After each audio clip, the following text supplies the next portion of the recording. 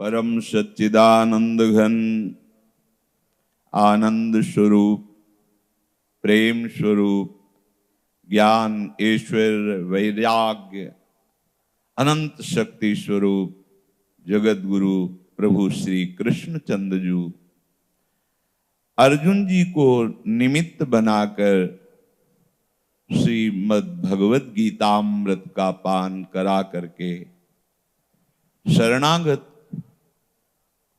जो महासुख का केंद्र है प्रभु के अनुराग भरे चरणारविंद परम पद जीवन मुक्तता प्रभु उसका उपदेश कर रहे हैं। श्रवण करके मनन करने पर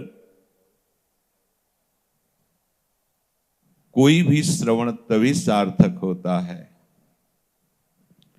जब उसका मनन हो। मनन तभी सार्थक होता है जब वो हमारी धारणा बने, हमारी निष्ठा बने। अर्जुन जी के जीवन में ये धर्म में कर्तव्य उपस्थित हुआ है। इस कर्तव्य को जब मोह दृष्टि से देख रहे हैं तो दो बातें इनको लग रहा है, भय और पाप। भय लग रहा है कि अपने ही स्वजन संबंधियों की हत्या करूं, और पाप गुरुजन हैं द्रोणाचार्य जी, कृपाचार्य जी, भीष्म पितामह जी और भी बड़े बड़े, इनको मारने से पाप होगा। बुद्धि विचलित हो रही है, शोक मग्न हो रही है। तब प्रभु उनको शोक रहित करने के लिए, जिन्होंने स्वयं इस सृष्टि को रचा है, जिन्होंने स्वयं संविधान रचा है, ऐसा करोगे तो ऐसा होगा, ऐसा करोगे तो ऐसा होगा। शास्त्र भगवान का शासन है। स्वयं श्री मुख से प्रभु अर्जुन जी को समझा रहे हैं कि जो स्वरूप है, आत्मा है, वो अविनाशी है। उसका किसी काल में विनाश हो ही नहीं सकता। किसी शस्त्र आदि के द्वारा, किसी दैवी शक्ति आदि के द्वारा, मंत्र आदि के द्वारा उसका नाश हो ही नहीं सकता, क्योंकि वो नित्य है, सनातन है।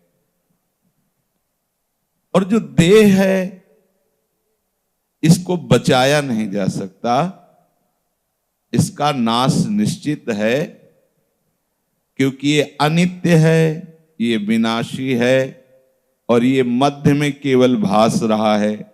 ना ये शरीर पहले था, ना ये बाद में रहेगा, बीच में केवल भास रहा है।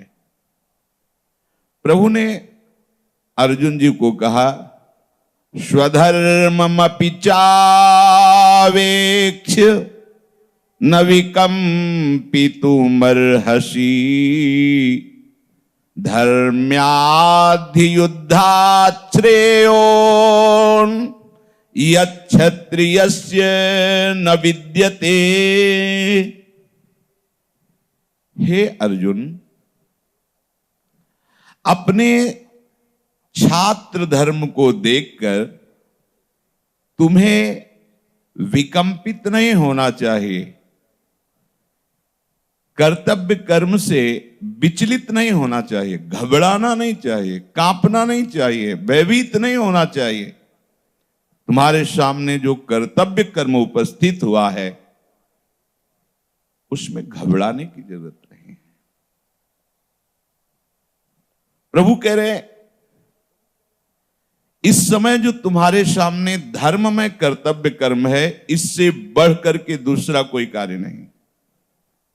तुम्हारा क्षत्रिय कुल में जन्म हुआ है और तुमने युद्ध की कोई चाह नहीं की है, स्वाभाविक एक कर्म उपस्थित हो गया है आके। जैसे छल से कौरवों ने द्वितक्रीड़ा में विजय प्राप्त की। ये जानते थे धर्मराज युधिष्ठिर, पूरी सभा जानती थी कि ये छली और कपटी लोग हैं, शकुनि, दुशासन, दुर्योधन आदि। उन्होंने ये बात रखी कि 12 वर्ष का वनवास और 1 वर्ष का अज्ञातवास, हार जाने पर यदि आपका 12 वर्ष का वनवास पूरा हुआ और अज्ञात वर्ष में जान लिए गए तो फिर 12 वर्ष का वनवास और 1 वर्ष का अज्ञातवास। उन लोगों ने विचार किया था कि ऐसे विशाल काय, ऐसे अद्भुत धनुर्धर, ऐसे अद्भुत तेजस्वी वीरों को त्रिभुवन में कहां छुपने को मिलेगा। जहां होंगे वहां परिचय मिल जाएगा, तो ये जीवन भर वनवास ही, ये भी चल था। पर इन महावीरों को भगवान के चरणों का आश्रय था। सांगो पांग 12 वर्ष और 1 वर्ष अज्ञातवास व्यतीत किया। पर वो तो छली कपटी जन अपनी बात पर दृढ़ नहीं रहे।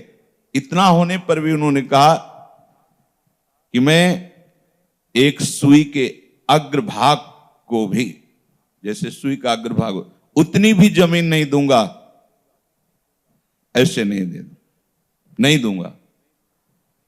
पांडवों ने युद्ध की बात नहीं की, भगवान को भेजा कि आप उनसे। भगवान ने कहा चलो पूरा राज्य नहीं, 5 गांव दे दे। उनका सूझी अग्रे न केशवा, नहीं दूंगा। तो तुमने छल से द्वितक्रीड़ा में परास्त किया, सत्य नहीं था वो, छल था वहां। दूसरी बात, जो शर्त रखी थी उसका सांगोपांग धर्मात्मा पांडवों ने पालन किया। फिर भी युद्ध नहीं करना चाहते, भगवान को संधि के लिए भेज रहे हैं, फिर भी वो अपनी मूढ़ता ही, दुष्टता ही दिखा रहे हैं। तब भगवान कह रहे हैं कि स्वधर्ममपि चावेक्ष न विकंपित मर्हसि धर्माद्धि। ये धर्म है, तुम्हारी तरफ से किसी भी तरह का अधर्म नहीं किया गया है और युद्ध का अवसर प्राप्त हुआ है। अब पीछे कदम नहीं हटाना, अब कांपने की जरूरत नहीं तुम्हें। इससे बड़ा कोई कल्याणकारी कर्म नहीं है जो स्वयं परम कर्तव्य उपस्थित हो, अब उसमें विचार करने की आवश्यकता नहीं है। चलो, विचार भी हुआ तो भगवान की शरण और शिष्यता मिली। अगर विचार में कहीं संशय हो तो शास्त्र और शास्त्र सम्मत भगवत मार्ग के अनुयायी महात्माओं से निर्णय ले लेना चाहिए। उनका निर्णय भगवान भी नहीं काट सकते। अगर वो कह दें ऐसा, बिल्कुल वैसा ही करिए, साधु ते होए न कारज हानि। फिर साधुओं के हृदयाराध्य प्रभु स्वयं बोल रहे हैं, तुम्हें अब विचलित होने की जरूरत नहीं है, किसी भी तरह से तुम्हें भय